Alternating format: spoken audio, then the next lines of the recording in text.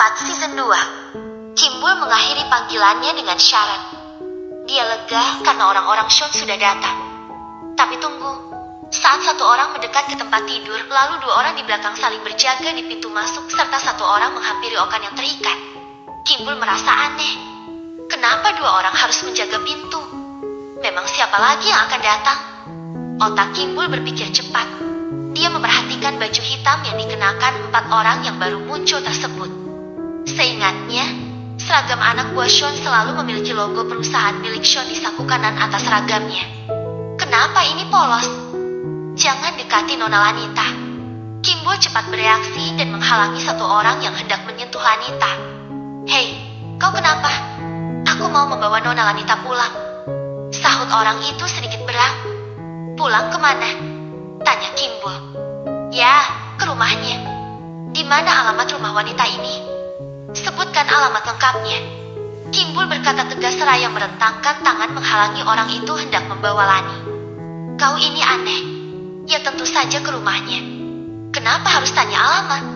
Ya ke rumah suaminya, Sean Dharmawangsa. Di mana rumah Sean Dharmawangsa?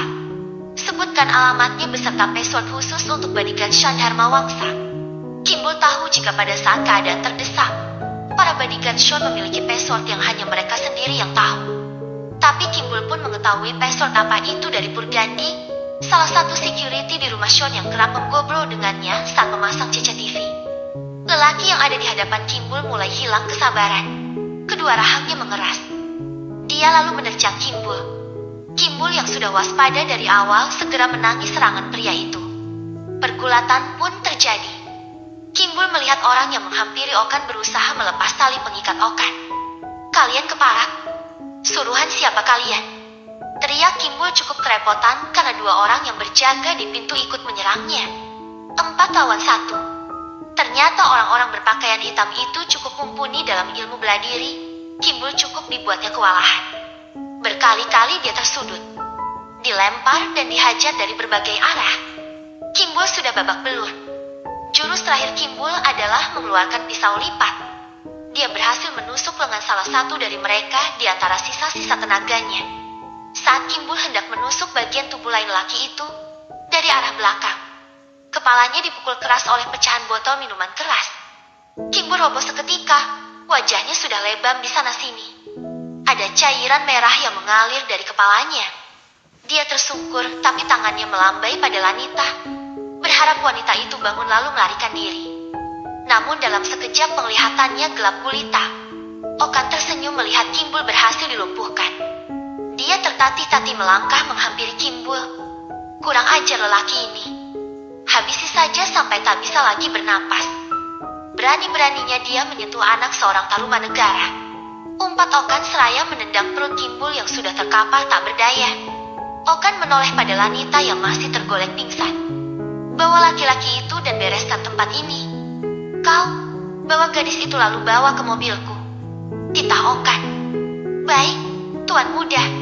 Keempat orang berpakaian hitam menjawab patuh dan serentak. Namun sebelum sempat mereka beraksi, dari arah pintu berhamburan pria-pria berbadan besar dan kekar.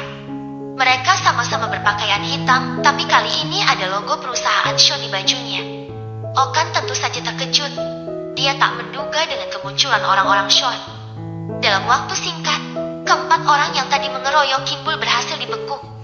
Ilmu bela diri anak buah Okan masih kalah jauh dengan ilmu bela diri anak buah Sean. Sangat jauh. Di sana ada Rashid tentu saja. Rashid mengeluarkan botol minyak angin dari saku bajunya lalu mengolesi ujung hidung Lani dengan minyak angin. Sementara Okan dan keempat orangnya sudah dalam keadaan terikat. Mereka hanya menyaksikan orang-orang Sean menunggui Lanita terbangun dari pingsan. Hilman, bawa Kimbul ke rumah sakit segera. Dia tidak boleh mati. Tuan Sean akan lebih murka jika penyelamat istrinya tidak bisa diselamatkan. Titah Rashid tegas pada Hilman. Hilman mengangguk. Dia bergerak dibantu dua orang rekannya. Sementara dua orang lainnya menjaga dan mengamankan Okan dan orang-orangnya yang diikat. Kalian berani berulah di apartemenku. Maki Okan dengan mulut berdarah serta sebelah mata yang sangat lebar. Sebelum sempat Rashid menyahut, Sean muncul di depan pintu. Rashid segera berdiri dari tempat tidur dan mempersilahkan Sean mendekati istrinya. "Tunggu, dia Kimbul?" tanya Sean saat Hilman mengangkat tubuh Kimbul. "Iya, Tuan. Untung sebelum kami datang Kimbul sudah lebih dulu sampai, tapi ya babak belur begini." "Tuan," jawab Hilman. "Bawa ke rumah sakit Tante Claudia. Masukkan ke kamar VIP." Perintah Sean tegas. Hilman mengangguk patuh. Sean menoleh pada Okan. "Kau berani menyentuh milik keluarga Dharma Wangsa?" Sean bicara pada Okan lalu memindai isi apartemen. "Kau anak Tarumanegara. Kita lihat apakah bocah ingusan sepertimu masih bisa berulah atau tidak jika usaha orang tuamu bangkrut," ancam Sean. Okan gemetar. Dia termangu membayangkan bagaimana reaksi ayahnya jika Sean melaporkan perbuatannya pada Tarumanegara. Sean segera membawa Lanita dengan hati-hati. "Rashid, kasih pelajaran lagi hingga mereka juga tak berdaya seperti Kimbul," titah Sean sebelum dia keluar membawa tubuh istri tercintanya. Ruang VIP rumah sakit. Sean memandangi Kimbul yang masih tak sadarkan diri di ruangan rawat inapnya. Kepalanya diperban, wajahnya pun penuh lebam. Hilda berdiri di sebelahnya bersama Rashid. "Rashid, panggil 3 orang anak buahmu dan tempatkan di depan pintu masuk untuk menjaga pemuda ini." "Tuan, dia Kimbul, anak Sudarma," ucap Rashid mengingatkan. "Iya, aku tahu. Tapi dia sudah menyelamatkan istriku dan lagi pula sejak dia membawa Avalon dari kamar papa. Kimbul bukanlah lawan, meski papa memang tetap waspada. Tapi hari ini dia merelakan tubuhnya babak belur demi melindungi Lanita.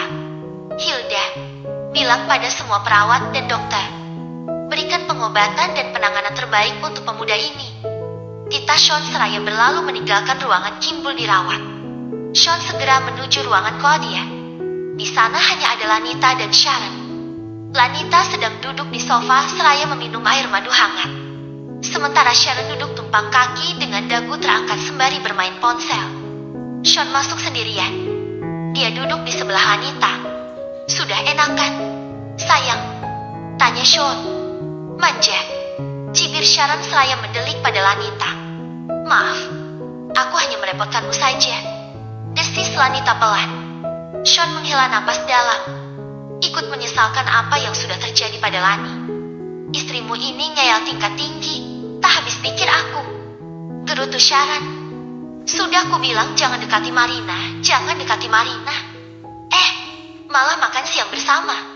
Andai tak ada siapa itu tadi namanya, Kimbul. Andai tidak ada dia, sudah habis kamu dimakan Okandria si anakonda," sungut Sharon. "Aku tahu kok kalau Marina tidak tulus meminta maaf padaku. Aku merasakannya. Mungkin dia hanya modus atau entah apa," sahut Lani. "Ya terus kenapa berakhir dengan makan siang manja dengan siluman berwajah 9 itu? Berekor 9 mungkin?" ralat Lanita. "Itu rubah. Si Marina siluman babi ngepet berwajah 9. Semuanya mirip curut." Sharon ikut berpikir. Sempat-sempatnya mereka berdua berkelakar. "Aku bermaksud memberikan kesempatan pada Marina. Toh, dia ada keinginan minta maaf. Kupikir jika kita tetap baik pada seseorang, orang itu akan berbalik baik pada kita. Buktinya aku sama kamu kini bisa berbaikan," sanggah Lanita. "Apa? Kita? Berbaikan?" cibir Sharon. "Ya kamu jadi baik padaku, Syah. Awalnya kita kan berseberangan," jawab Lanita. Sharon memutar bola matanya malas. "Aku kau samakan dengan si ulet keket itu?" dengus Sharon. "Tentu saja tidak, Syah," sahut Lani. Pusing aku. "Sean, apa sih yang kau suka dari Lani? Ngeyel, bodoh, ceroboh, apalagi?" "Ya," Sharon mendengus kesal. Sean meraih gelas dalam genggaman Lani lalu meletakkannya di meja. Lani ini cantik, pintar secara akademik, sederhana, tidak matre dan tulus serta anak seorang pengusaha terkenal, Dan Pearly.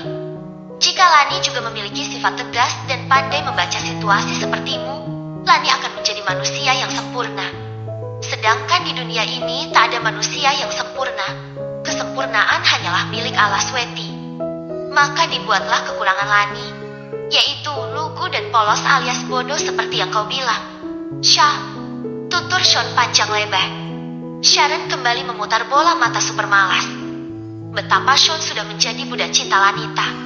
Mau ku beritahu kekuranganmu? Oke, kelebihanmu dulu saja. Kau cantik, tegas, pandai membaca situasi dan memanfaatkan peluang. Terbuka dan tidak munafik, ini yang paling aku suka. Nah, kekuranganmu, kamu super boros, kurang cerdas dalam prestasi akademik, serta materialistis dan kurang tulus. Aku berbicara saat kau masih bersamaku dulu. Jangan marah, aku hanya ingin emosimu reda. Jangan terus mengumpat pada Lani. Dia istriku. Aku mencintai kurang dan lebihnya. Aku pun bukan manusia yang sempurna dan Lani bisa melengkapi kekuranganku. Begitupun sebaliknya. Sean jeda sesaat. Sharon tetap bersidekap selaya menggoyangkan sebelah kakinya yang menumpang. Oke, aku minta maaf kalau aku terus saja protes dengan tingkah istrimu yang polos luar biasa. Tapi tolong, ke depannya, beri 2 bodyguard di kampus atau di mana saja. Lanita itu sangat menarik perhatian. Jika berada di luar, aku tidak tenang. Sungguh aku tidak tenang, ucap Sharon pelan. Sean mengernyit. Kenapa kau tidak tenang? Tanya Sean. Aku harus selalu mengawasinya. Dia terlalu menarik sebagai seorang wanita. Belum lagi dia istri anak tunggal Dharma Wangsa. Aku harus menjaganya sepanjang dia berada dalam jangkau pandangku. Sean, aku mau fokus kuliah dan bukan mengkhawatirkan keselamatannya. Gerutu Sharon. Hening beberapa saat. Kau menyayangi Lanita? Syah, tanya Sean.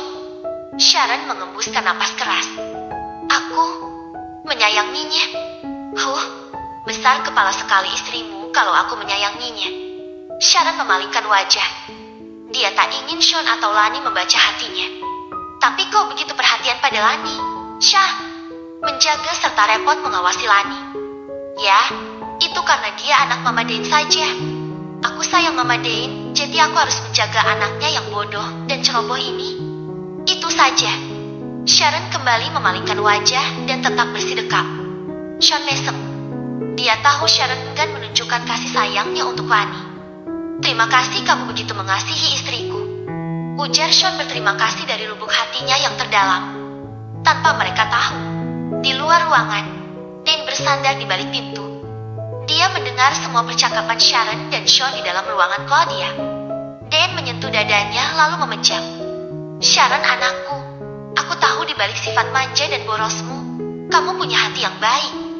Terima kasih karena tetap menjadi pribadi yang baik meski aku sudah mengusirmu. Dane membatin pilu. S25. Marina memarkir mobil di garasi rumahnya lalu berjalan menuju teras. Di kursi teras sudah menunggu ayah dan ibunya. Apa sih? Ma, Pa, aku lagi hangout sama temen, kenapa diminta cepat-cepat pulang? Marina duduk di hadapan orang tuanya. Lusa kamu berangkat ke Philadelphia. Kuliah dan tinggal bersama tantemu di sana. Tita Farhat, ayah Marina. Marina mengernyit. Pindah? Tinggal sama Tante Del? Ada apa ini? Papa tahu sendiri Jenny anaknya Tante Del itu musuh bebuyutanku sejak kecil. Kami gak pernah akur. Atau kamu pindah ke Magetan? Tinggal sama nenek? Tawar ke Syah, Mama Marina. Ih, di rumah nenek aku selalu mual. Rumahnya bau minyak angin, minyak gosok, dan entah apalagi segala macam jenis bau-bauan. Enggak suka aku. Ma, ini kenapa Mama sama Papa minta aku pindah? Ada apa? Tanya Marina heran. Pilihannya hanya 2. Magetan atau Philadelphia? Tandas Farhat. Marina semakin mengernyit. Kalian kenapa tiba-tiba minta aku pindah? Harus pindah dan menjauh dari kampusmu atau kami dilaporkan ke polisi karena sudah merencanakan menjebak istri Sean Dharma Wangsa untuk dinodai. Ucap Farhat tajam. Marina terkejut. Papa? Bagaimana Papa bisa tahu kalau aku?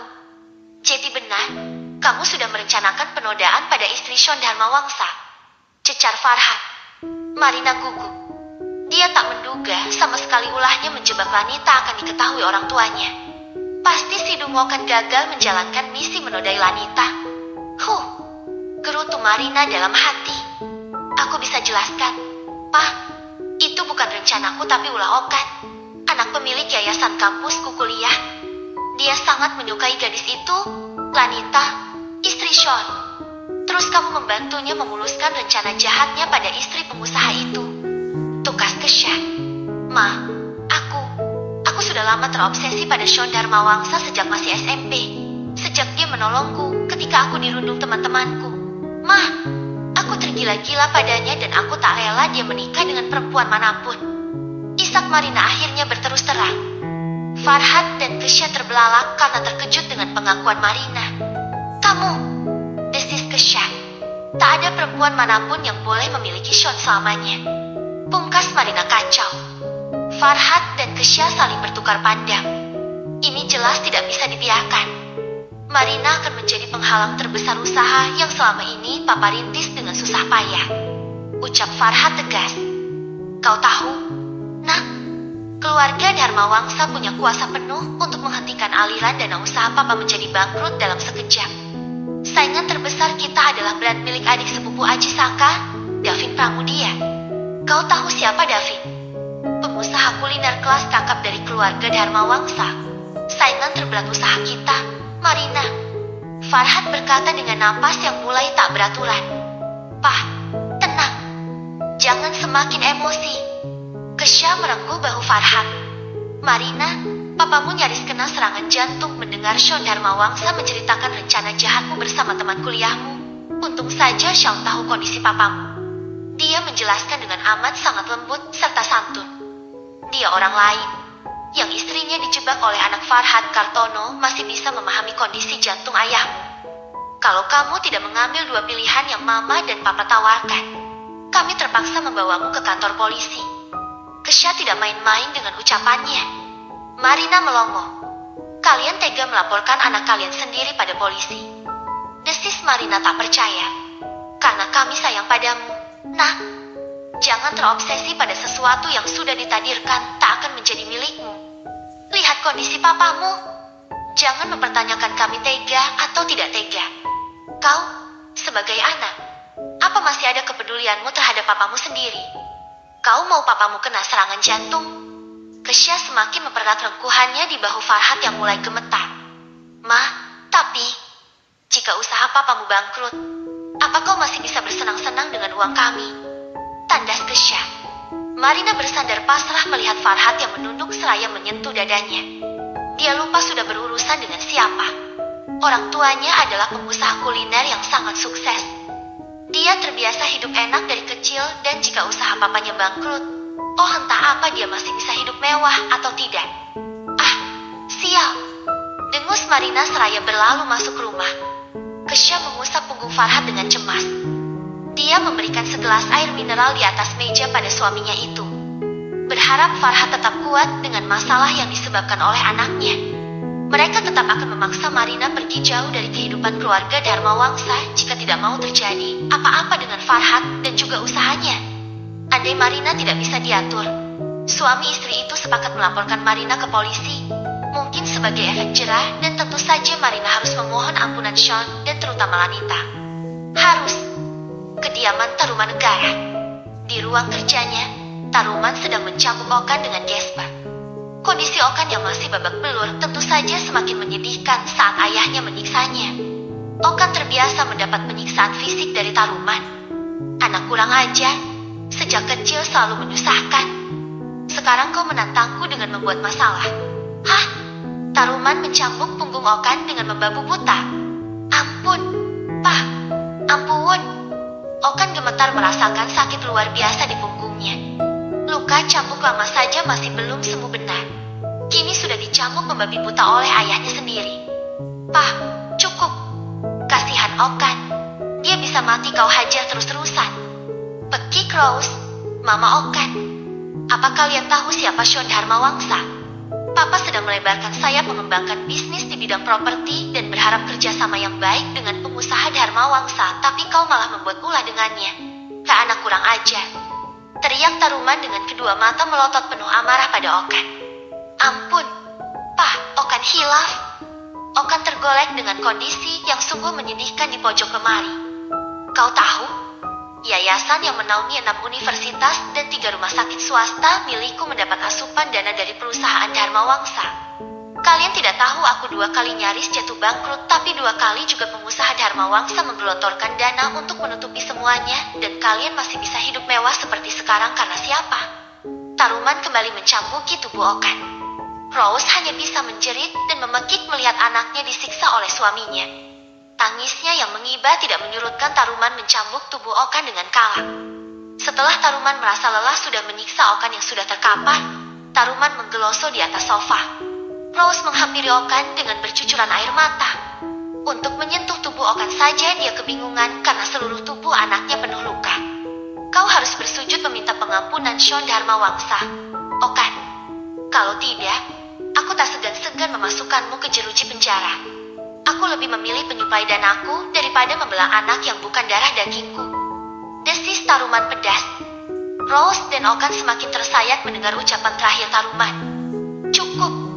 Jangan lagi kau mengungkit siapa Okan. Pekik Rose. Kenapa? Memang dia bukan anakku. Kau sudah dicicipi pacarmu sebelum menikah denganku. Teriak Taruman melotot pada Rose. Rose menunduk pilu dan berusaha membantu Okan untuk berdiri. Besok aku harus menyeretmu pergi ke perusahaan Dharma Wangsa dan kau mohon ampun pada Shon Dharma Wangsa serta berjanji tak akan lagi mengulangi kejahatanmu pada istrinya. Pungkas Taruman dengan tajam pada Okan. Okan mengangguk lemah dengan kondisi seluruh wajah yang sungguh memprihatinkan. S26.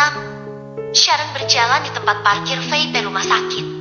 Saat dia semakin dekat dengan mobilnya, Dane memanggilnya. Sharon, panggil Dane. Sharon menghentikan langkah, keningnya sedikit berkerut tapi lalu menggeleng. Ah, aku keterlaluan halu. Sampai mendengar suara mama memanggilku. Sharon kembali berjalan. Syah, ini mama. Nah, Sharon kembali tertegun. Dia perlahan menoleh ke belakang.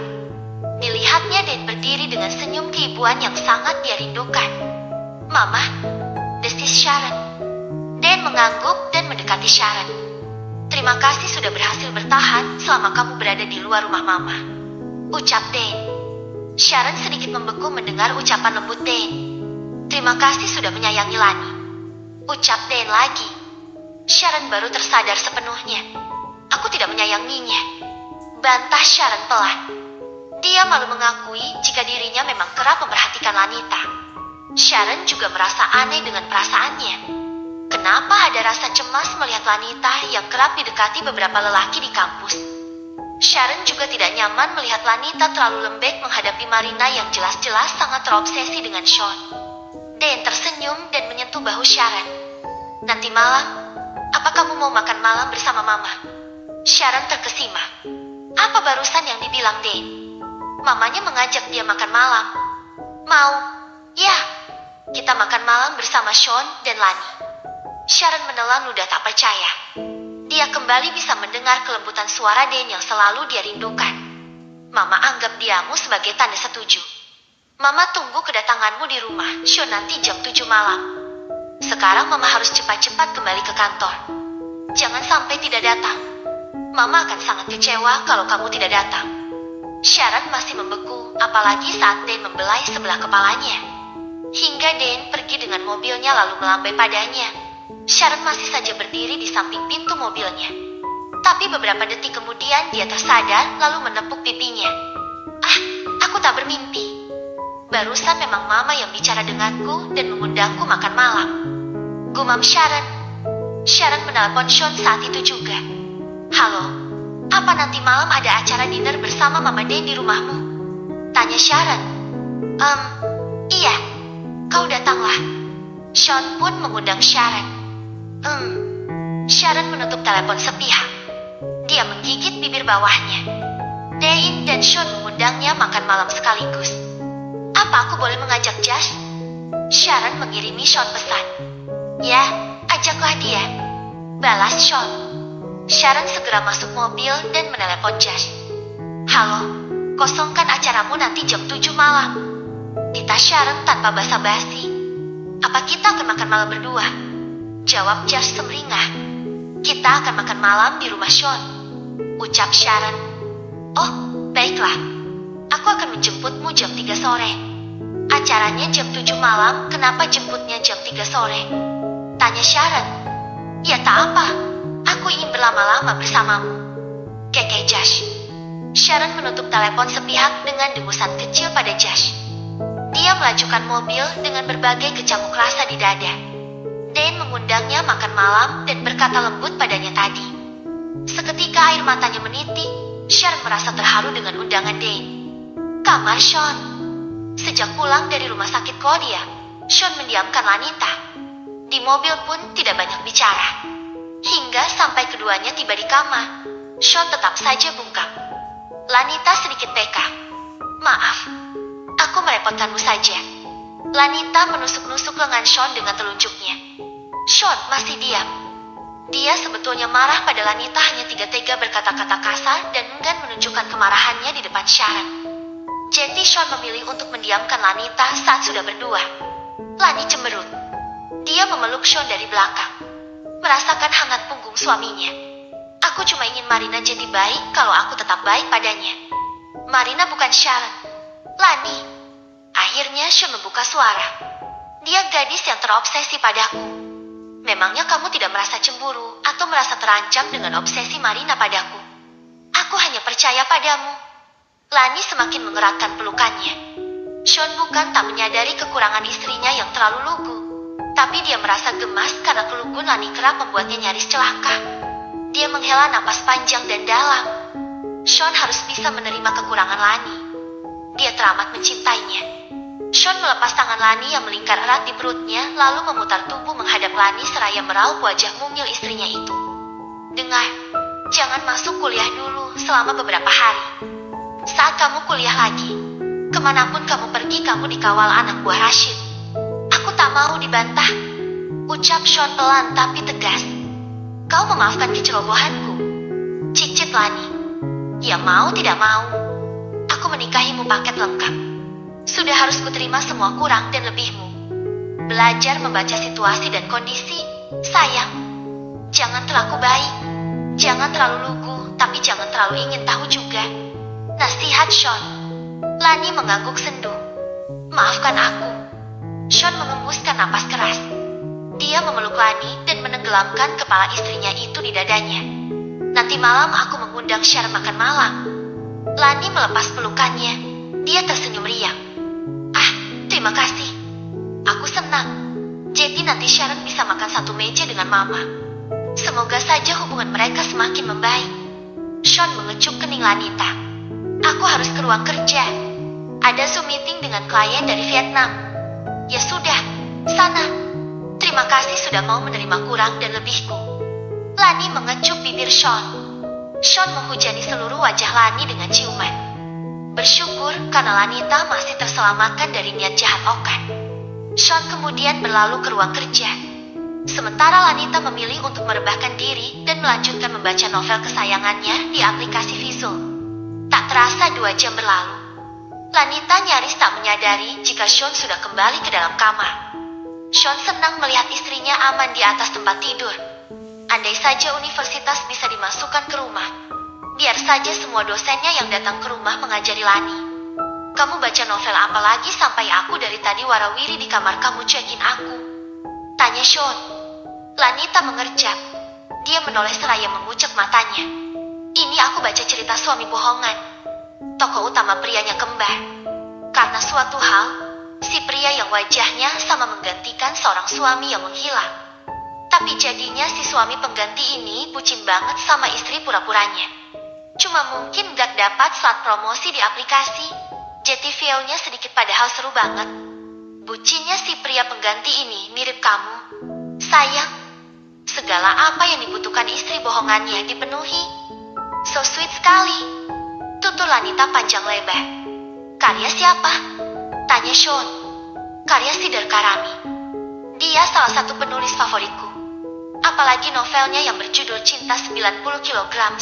Banyak gombalan bucin. Aku keseringan senyum-senyum sendiri bacanya. Alur cepat pula. Pokoknya aku suka. Lanita berucap manja. Sean mengecup kepala Lanita. Andai saja Lanita tetap seperti ini, hanya berdiam diri di rumah dan menikmati hasil kerja kerasnya saja, itu lebih membuatnya merasa aman dan nyaman. Karena Sean hanya membutuhkan Lanita sebagai pendamping hidupnya dan tugas Lani hanyalah menghabiskan uangnya saja. Sayang, Lanita terlampau sederhana. Dia sudah terbiasa hidup hemat sejak kecil. Malam hari pun tiba. Acara dinner diadakan di taman samping rumah. Ini bukan hanya dinner keluarga, tapi acara makan malam untuk seluruh penghuni rumah Sean Dharmawangsa. Acara makan malam bersama yang rutin diadakan 1 bulan sekali oleh Sean dan Aji Saka. Tentu saja bukan Dimitri yang mengolah makanan, melainkan para chef dari hotel. Sharon sungguh datang dengan jas. Dane senang. Dia memeluk Sharon dan mulai bisa bicara lebih luas serta akrab dengan Sharon. Lanita senang sekali melihatnya.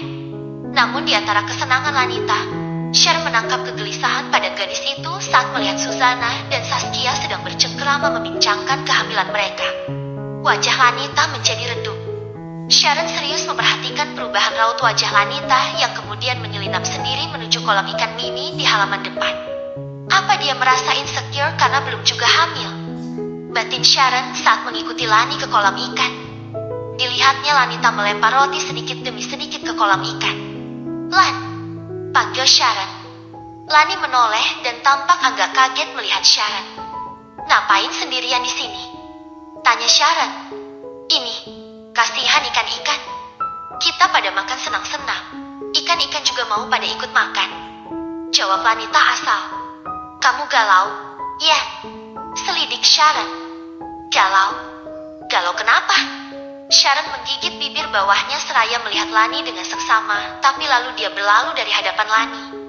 Sharon bergegas mencari Sean. Sean sendiri sedang mengobrol serius dengan Aji Saka dan Dane Sertari. "Sean," panggil Sharon seraya menyeret paksa Sean. "Apa? Syah, ngapain kamu seret-seret aku?" ucap Sean. "Apa aku boleh menginap di rumahmu beberapa hari?" tanya Sharon. "Menginap? Boleh, tentu saja boleh. Tapi jangan minta tidur di kamarku." Sharon memukul bahu Sean. "Dan jangan pula kau ajak Josh menginap di rumahku. Cukup sudah kamu berbuat tak senonoh dulu dengan Josh di kamarku," ancam Sean. "Ish, apaan sih? Serius aku boleh menginap di sini beberapa hari?" tandas Sharon. "Ya, silakan. Masih banyak kamar kosong. Lagi pula Lani pasti senang karena ada temannya." "Oke, baiklah. Sana kamu mengobrol lagi." Sharon berlalu mengabaikan Sean. Dia mencari Josh. Dilihatnya Josh sedang asyik mengobrol dengan Sri dan asisten rumah tangga lainnya seraya mencicipi aneka hidangan mewah malam itu. "Josh," panggil Sharon. "Iya, honey," sahut Josh. "Sini," lambai Sharon. Josh mendekat. "Sekarang juga pulang ke rumahku. Tolong bawa semua buku kuliahku dan beberapa baju salin terus bawa ke sini." "Bisa." Sharon memberikan kunci rumah pada Josh. "Sekarang?" tanya Josh. "Iya, sekarang," ujar Sharon dengan senyum paling manis. "Buku kuliah dan baju." Sharon mengangguk. "Beserta dalaman juga," bisik Josh. Sharon tak menjawab. Dia berlalu dari hadapan Josh. "Cepat, ya!" teriak Sharon. Josh mengangguk seraya menggaruk kepalanya yang tidak gatal. "Beserta dalamannya atau tidak? Ya," gumam Josh saat dia berjalan menuju halaman depan tempat dia memarkir mobilnya. 1,5 jam kemudian Josh sudah kembali ke rumah Sean dengan travel bag warna merah kesukaan Sharon. Sharon menyambut Josh dengan senyum mereka lalu mengajaknya ke kamar yang sudah ditunjuk Sean. "Kenapa kamu mau menginap di sini? Nginap apa pindah? Nginap kenapa harus berhari-hari?" tanya Josh. "Menginap. Sudah, sini travel bag-nya." Sharon meraih travel bag dari tangan Josh yang hanya berdiri di ambang pintu. "Sana, kamu pulang lagi." "Terima kasih." "Ya, selamat malam." Sharon menutup pintu kamar. Josh melongo. "Sudah." Begitu saja setelah dia menyuruhku membawakan buku dan baju serta dalaman. Josh menggerutu dalam hati. Dia lalu mengirimi Sharon pesan. "Aku membawakanmu dalaman juga." "Ya, terima kasih," balas Sharon. Josh menghela napas tapi lalu dia terperanjat saat seseorang menepuk bahunya. "Sabar," kekeh Sean seraya berlalu meninggalkan Josh. Josh hanya mendesah seraya menggaruk tengkuknya. Keesokan harinya Sharon mengetuk pintu kamar Lanita saat 1 jam berlalu setelah keberangkatan Sean bekerja. Lanita membuka pintu kamar. "Bisa bantu aku?" tanya Sharon. "Bantu apa?" tanya Lani. "Aku punya tugas bikin makalah matkul statistik." Tapi kepalaku mumet. "Kamu kan sedang free beberapa hari nggak ngampus. Gimana kalau kamu bantu aku?" "Oh boleh. Tapi jurusan kita beda. Aku juga tak tahu bagaimana mata kuliah statistik," jawab Lanita. "Kamu kan cerdas. Sean selalu memujimu pandai secara akademik. Ini buku-buku statistikku. Pelajari saja. Ini materi makalah yang harus kamu buat. Ada 2 makalah yang harus kamu buat. Satu lagi tentang mata kuliah sistem informasi dan manajemen. 3 hari lagi harus aku kumpulkan kedua makalah itu. Nah, kamu free kan? Baik, aku ngampus dulu." Sharon memberikan tumpukan buku statistik juga buku tentang sistem informasi dan manajemen pada Lanita lalu pergi meninggalkan gadis itu. Lanita melongo melihat tumpukan buku di tangannya. Tapi mau tidak mau dia harus mengerjakan makalah Sharon sebagai bentuk terima kasih karena sudah turut andil menyelamatkannya dari terkaman Okan kemarin. Seharian itu Lanita berkutat dengan kedua mata kuliah jurusan Sharon. Dia melahap 2 materi yang sama sekali baru baginya. Tapi otak Lani yang cerdas bisa dengan cepat memahami mata kuliah milik Sharon. Bukannya di kampus yang lama Sharon mengambil jurusan ekonomi, ya. Kenapa di kampus baru dia ambil jurusan manajemen informatika? Gumam Lanita heran seraya memulai mengetik materi makalah. Hingga malam menjelang dan Sean pulang, Lanita masih sibuk di depan laptop dengan kacamata melorot. "Kamu sedang apa, sayang?" tanya Sean. "Mengerjakan makalah 2 mata kuliah. 3 hari lagi harus dikumpulkan," jawab Lanita asyik menekan keyboard laptop. Sean tersenyum. Dia membelai kepala Lanita dan membiarkan istrinya sibuk dengan tugas kampusnya. Tengah malam Sean terbangun. Dia merasakan sesuatu yang mendesak dan harus dituntaskan dengan Lani. Tapi melihat istrinya begitu serius di depan laptop dan tumpukan buku, Sean mengurungkan niatnya. Dia kembali tidur dan menghibur juniornya agar ikut juga tertidur. Dini hari Lanita menguap. Dia merasa ngantuk. "Tidur dulu sajalah. Besok pagi dilanjut," gumamnya seraya melangkah gontai ke tempat tidur. Memeluk Sean dari belakang dan seketika langsung mendengkur. Keesokan harinya saat Sean akan berangkat kerja, Lanita masih tertidur. Sean tak tega membangunkan Lani karena wajahnya tampak lelah. Dan begitulah siklusnya hingga 2 hari kemudian. Sean pun harus menahan hasratnya melihat Lanita begitu serius mengerjakan tugas kampusnya sampai enggan dibantu. Hari terakhir pun tiba. Lanita sudah beres mengerjakan 2 makalah milik Sharon dari mata kuliah yang sama sekali bukan jurusannya. Jam 11 malam Lanita menguap seraya merentangkan kedua tangan juga membunyikan leher ke kiri dan ke kanan. "Selesai," pekiknya gembira. Sean yang masih terjaga karena dia khawatir melihat istrinya sudah kesurupan mengerjakan tugas makalah. Dengan senang hati turun dari tempat tidur hendak memijat bahu Lani. "Selesai, sayang?" tanya Sean. "Sudah, akhirnya. Aku ke kamar Sharon dulu. Ya, besok dia harus mengumpulkan kedua makalah ini." Lanita beranjak dari kamar. Sean tertegun. "Tunggu, Lani." "Ya," sahut Lani di depan pintu kamar. "Barusan kau bilang apa? Tugas Sharon?" Lani mengangguk. Sean terkesima. Kenapa istrinya ini? 3 hari 3 malam, dia menahan hasrat karena membiarkan Lani mengerjakan tugas kampus dan itu bukan tugas Lani melainkan tugas Sharon. Sean takjub karena merasa ditelantarkan istri tersayangnya demi Sharon. Lanita menepis tangan ke udara karena Sean hanya bengong memandanginya tanpa sepatah kata. Dia berlalu menuju kamar Sharon. "Wow, sungguh ajaib kau, Lani. Kau telantarkan suamimu demi tugas Sharon." Jadi Sharon menginap di rumah ini hanya untuk memanfaatkan otak Lani untuk mengerjakan tugasnya. Sungguh tragis sekali 3 malam terakhirku. Sean bergumam kesal sendirian di kamar.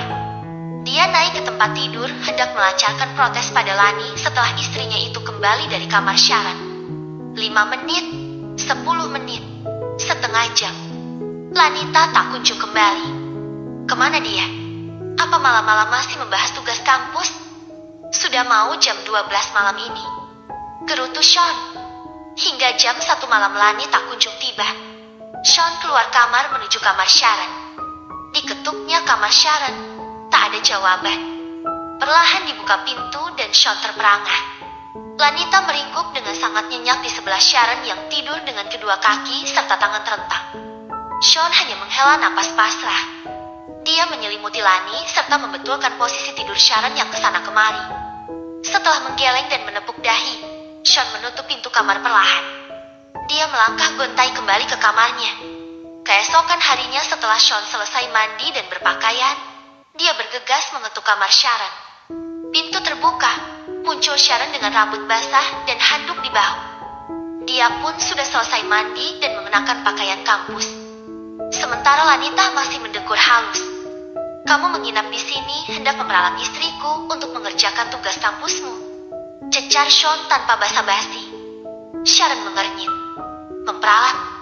Siapa yang memperalat istrimu? Kamu? Siapa lagi? Siang malam istriku mengerjakan tugas hingga menelantarkan suaminya demi tugasmu," umpat Sean. Sharon menggosok rambut dengan handuk sembari mengernyit. "Aku memang memintanya membantuku mengerjakan 2 materi makalah, tapi tidak menyarankan menelantarkan suaminya," elak Sharon santai. Sean berdiri gemas di ambang pintu. "Tapi aku harus menahan hasratku 3 malam kemarin karena dia sibuk berada di depan laptop setiap malam," desis Sean gemas dan kesal. "Tapi aku tak menyuruhnya begadang mengerjakan tugasku. Aku hanya meminta 2 makalah itu selesai dalam 3 hari," sanggah Sharon. "Ada apa ini pagi-pagi sudah ribut?" tanya Dane yang kebetulan tadi malam menginap di rumah Sean karena ada bisnis yang harus dibicarakan dengan Ajisaka. "Ma, Sharon sudah memperalat Lanita dan akhirnya istriku menelantarkan suaminya selama 3 malam. Aduh Sean, nomor, tunggu. Jangan memfitnahku. Bukan begitu ceritanya, Ma," bantah Sharon. Begini. Aku sengaja membuat Lanita sibuk karena..." Sharon melirik Lani yang masih betah mendengkur manja. Tak terusik dengan keributan di depan kamar. "Apa? Kenapa?" desak Sean pelan. Lanita sepertinya merasa gundah berada di rumah yang ada wanita hamil di dalamnya. Dia merasa insecure, gelisah sendiri karena mungkin belum kunjung hamil. "Benar, kan?" tanya Sharon pada Sean. Sean terdiam. "Lalu aku berinisiatif menyibukkan pikiran Lani dengan mengerjakan tugas kampusku yang bikin aku mumet. Nah, terbukti dia bisa dengan cepat menyelesaikan tugasku. Pikirannya yang resah karena kehamilan Suzana dan Saskia pun teralihkan karena sibuk mengerjakan makalahku," dalih Sharon. Dane dan Sean saling bertukar pandang. Keduanya melihat Lani yang tetap pulas dengan mulut setengah terbuka, tapi tetap saja tampak sangat cantik. "Kalian belum mengerti juga. Aku jadi mau buang hajat melihat kebingungan kalian," gerutu Sharon gegas menuju kamar mandi yang ada di dalam kamar. Dane masuk dan duduk di tepi tempat tidur. Dia membelai kepala Lani. Sementara Sean meraih 2 makalah penyebab juniornya harus menganggur 3 malam. Sungguh miris melihat makalah hasil kerja keras istrinya itu. Bisa-bisanya Sharon berdalih seperti itu, desis Sean sedih seraya menggeleng pasrah. Dane tersenyum lembut dan keibuan. Sharon menyayangi Lanita dengan caranya sendiri. "Sean, ya tapi, Ma, duh." Sean menepuk dahinya merasa gemas dengan Sharon. S27. Sean keluar kamar Sharon setelah membiarkan Lanita tetap meringkuk dan mendengkur manja di kamar Sharon. Dia sungguh tak habis pikir dengan kedua wanita itu. Bisa-bisanya Sharon memanfaatkan keluguan Lanita. Tapi Sean juga tak bisa marah pada Sharon. Hanya merasa pening saja melihat bentuk kasih sayang Sharon pada Lanita yang menurutnya sedikit ajaib. "Tuan, maaf, sepertinya Anda gelisah?" tanya Rashid di dalam mobil.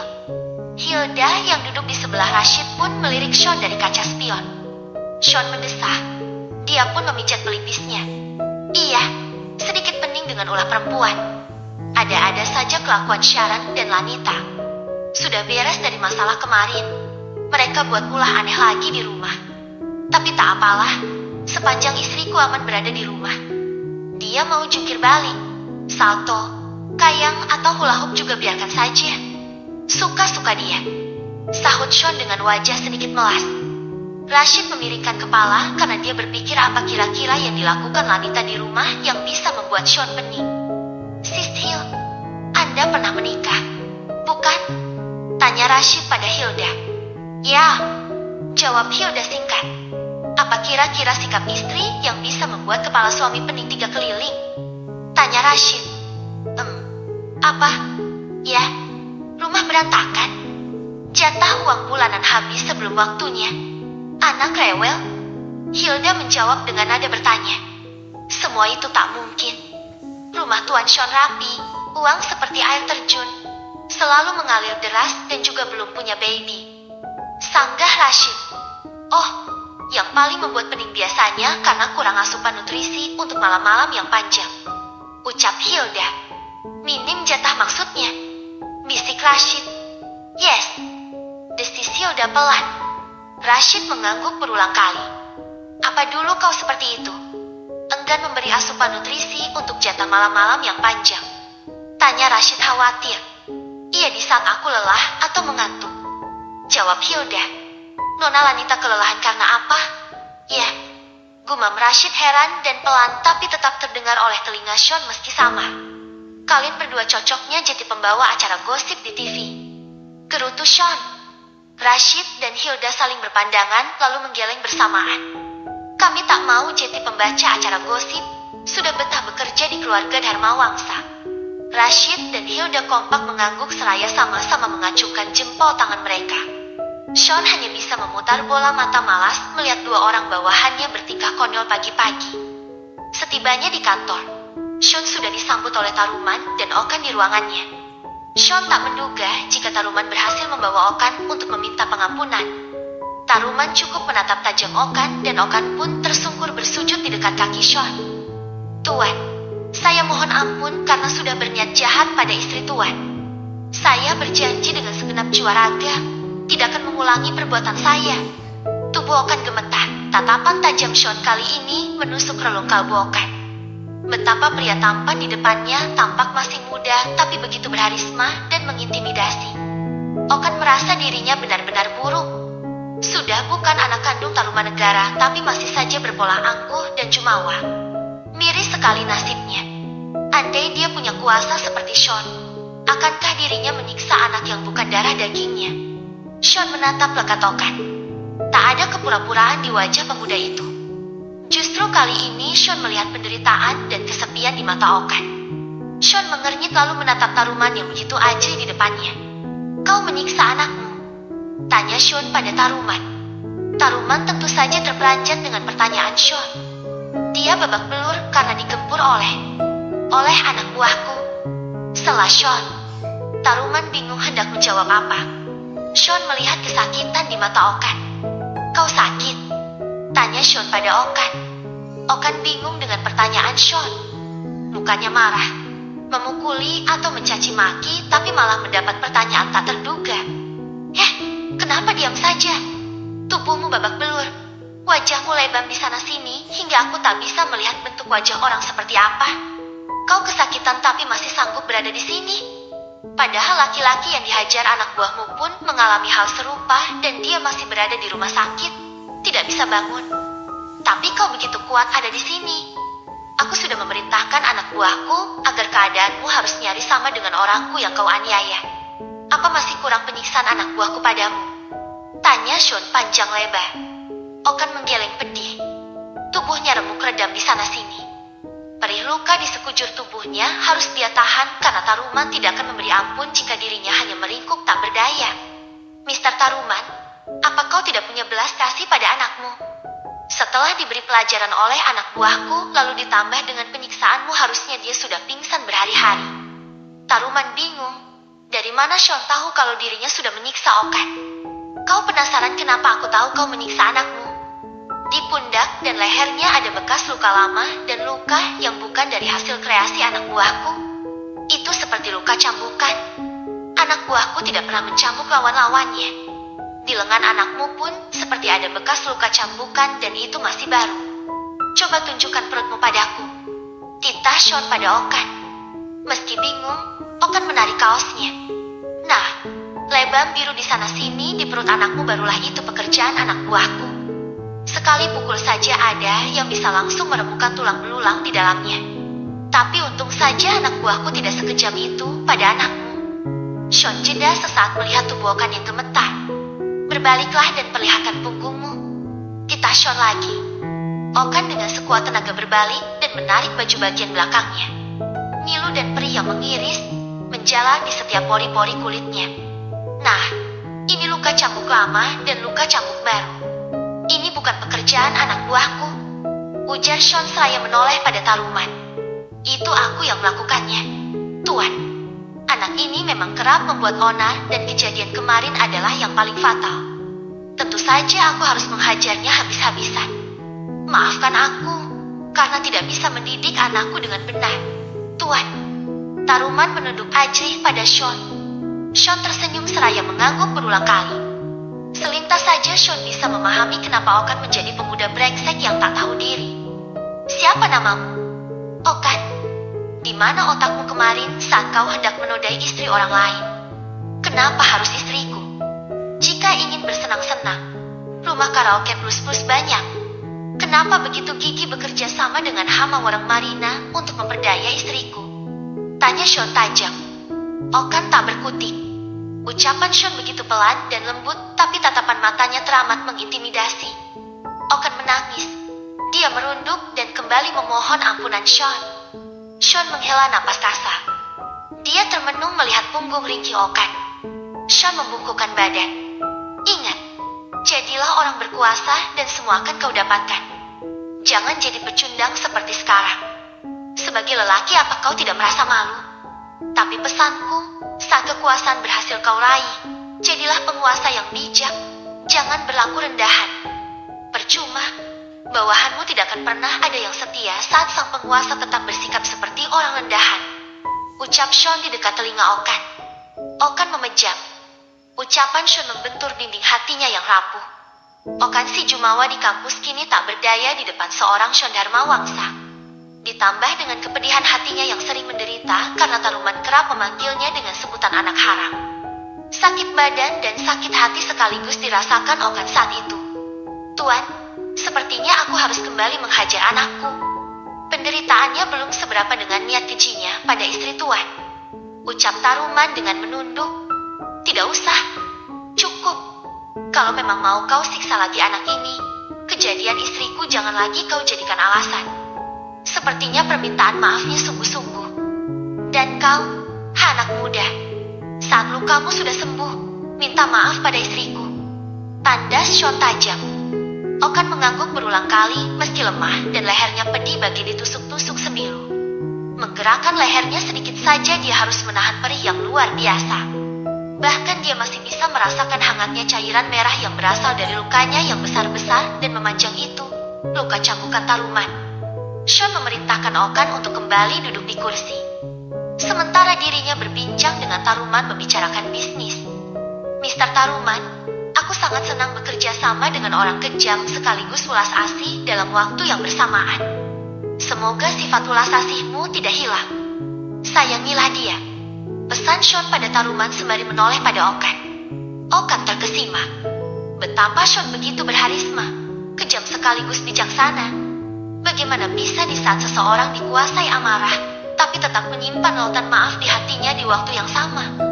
Bahkan ayahnya saja tak cukup mampu berlaku demikian. Seketika Okan jatuh cinta pada harisma seorang Sean Dharma Wangsa.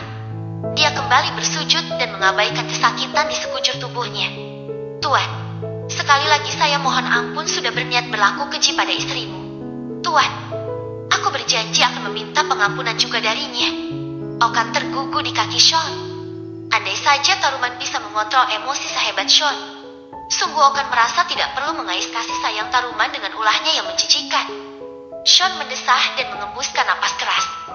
Jadilah seorang lelaki sejati yang bisa menjaga kaum Hawa, kaum ibumu. Pungkas Sean dan panjang lebar lagi bicara dengan Okan. Taruman dan Okan berlalu dari ruangan Sean setelah semua usai. Di luar ruangan, Okan nyaris luruh kalau tidak ditahan oleh Taruman. Ingin marah saja Taruman melihat Okan yang babak belur karena tingkah bejatnya, tapi dia harus menahannya karena dia teringat dengan ucapan Sean. Di dalam ruangan, Sean membuka berkas Okan.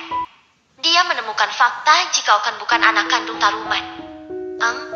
Anak di luar nikah. Kah? Gumam Sean. Kasihan. Dia bersikap menjijikan hanya untuk menarik perhatian ayahnya. Untung saja Lani masih bisa terselamatkan. Kalau tidak, tiada ampun bagimu dan kupastikan kau menghilang dari muka bumi. Geram Sean. Pintu ruangan Sean diketuk. Hilda masuk. Tuan, anak buah Hilman baru saja melapor. Kimbul di rumah sakit sudah siuman. Lapor Hilda. Sean tampak semeringah. Apa ada jadwal kosong untukku hari ini? Saat ini dan 2 jam ke depan kosong. Baru setelah makan siang. Jadwal tuan padat hingga jam 9 malam. Sahut Hilda. Oke, mana Rashid? Bilang padanya kita ke rumah sakit menjenguk Kimbul sekarang. Sean meluangkan waktu untuk menjenguk Kimbul, anak Sudarma. Ruang VIP rumah sakit. Sean berada di samping Kimbul yang membuka matanya perlahan. Kondisinya sungguh memprihatinkan. Sebelah matanya membiru dan bengkak besar. Luka di kedua sudut bibir pun begitu sempurna. Kau sudah sadar? Halo? Sapa Sean. Kimbul ingin menggerakkan bibirnya, tapi rasa pedih luar biasa membuatnya tak mampu menggerakkan bibirnya. Namun Kimbul masih merasa dia berada di apartemen Okan. Di mana Nona Lani? Ujar Kimbul tak jelas, tapi Sean bisa menangkap pertanyaan Kimbul. Istriku sedang tidur nyaman di kamarnya, di rumahku. Sean tersenyum. Kimbul sedikit mengernyit. Dia baru tersadar jika dirinya berada di tempat lain. Dia berada di ruangan serba putih dan berbaring di kasur empuk rumah sakit.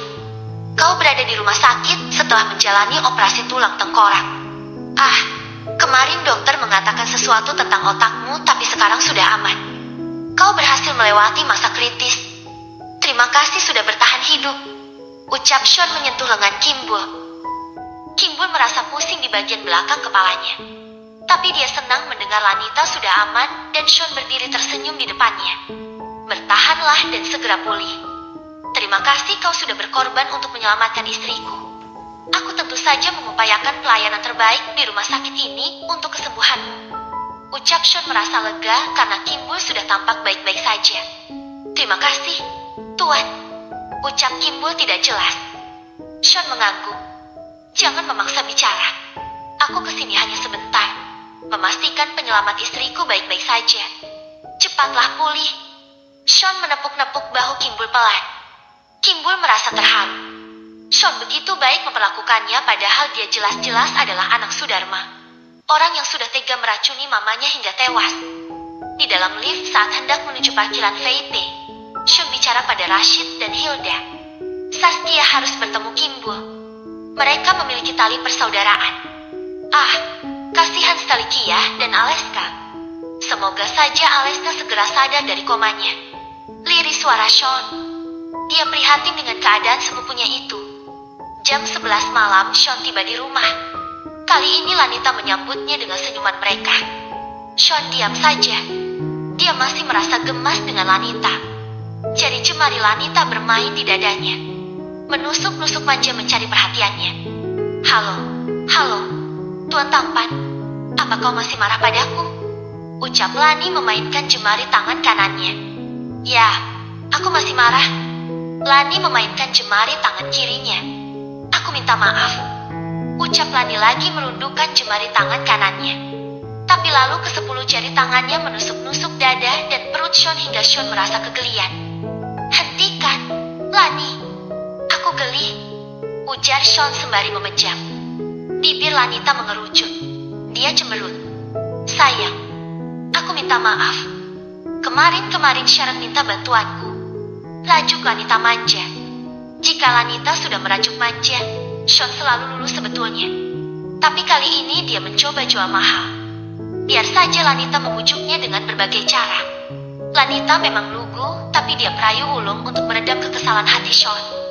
Perlahan Lanita menghujani wajah Sean dengan sentuhan ujung hidungnya.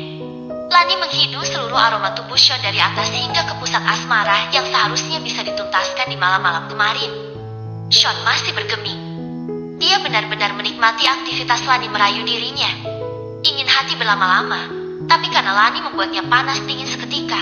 Sean membuka mata lalu segera menerkam Lani dari berbagai arah hingga Lani kewalahan. Rasakan pembalasan dendamku, Lanita Azalea. Kau berani menelantarkan suamimu selama 3 hari. Rasakan kau malam ini. Lanita menjerit-jerit digempur Sean dari segala sisi. Jeritan Lanita tentu saja tak akan terdengar. Kamar Sean dibuat kedap suara tingkat tinggi sejak menikah dengan Lani. Malam itu, Lanita digempur oleh Sean habis-habisan. Hingga dini hari menjelang subuh, Lanita tergolek kelelahan dengan peluh membanjiri tubuhnya. Maaf, sayang. Aku sudah membuatmu kewalahan malam ini dan aku sudah tidak marah lagi denganmu. Bisik Sean di telinga istrinya. Lanita tak menjawab. Dia hanya tersenyum sembari memejam, merasakan lembutnya udara pendingin ruangan membelai peluh di seluruh tubuhnya. Sean menyelimuti tubuh Lanita dengan selimut berbahan lembut dari sutera lalu memeluknya. Keduanya pun terlelap hingga pagi menjelang. S28. Rashid bersiul menghampiri area Dimitri yang berbentuk huruf lebar. Dia mengambil gelas dan membuat kopi di mesin pembuat kopi.